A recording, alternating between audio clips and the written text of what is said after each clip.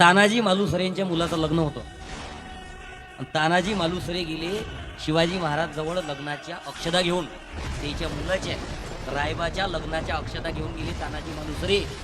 आणि त्यावेळेस दरबारात सभा भरली आणि तिथं चर्चा सुरू होती कोंढाणा किल्ला घेण्याची. कोंढाणा किल्ला घेण्याची चर्चा सुरू. आणि कोंढाणा हा रायगडावरून सगळ्यात जवळचा किल्ला होता आणि तो शत्रूच्या ताब्यात होता. तो जर स्वराज्यात आला असता तर मदत झाली असती. मग चर्चा सुरू होती.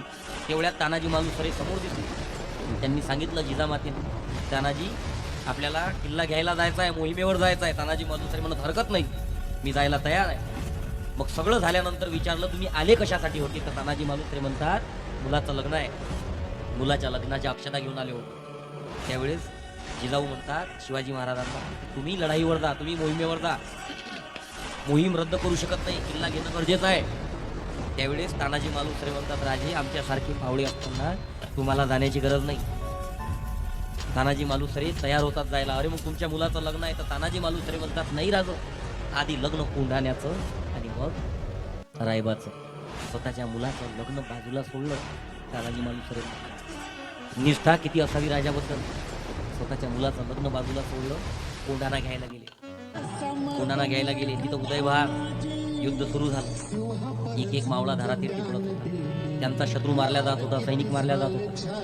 युद्धात तानाजी मालुसरेचा हात कापला गेला. हात कापला गेला, हाताला शाल गुंडाळली. तानाजी मालुसरे तलवार चालवत राहिले. अखेर गड जिंकल्या गेला. गड जिंकल्यानंतर कळव्याच्या पेंड्यावर पेटवल्या. त्या पेटलेल्या पेंड्यांची आग ज्यावेळेस रायगडावर दिसली त्यावेळेस तिथं साखर वाटल्या गेली की गड कोंढाणा हा स्वराज्यात आला, गड जिंकल्या गेला. लगेच दुसऱ्या सेकंदाला बातमी समजली की तानाजी मालुसरे गेले. छत्रपतींच्या तोंडातून उद्गार निघाले, गड आला, पण सिंह गेला. त्या कोंढाण्याचं नाव सिंहगड ठेवण्यात आलं. जवाची टाकली घोरपड वर एक एक चढ, जवाची टाकली घोरपड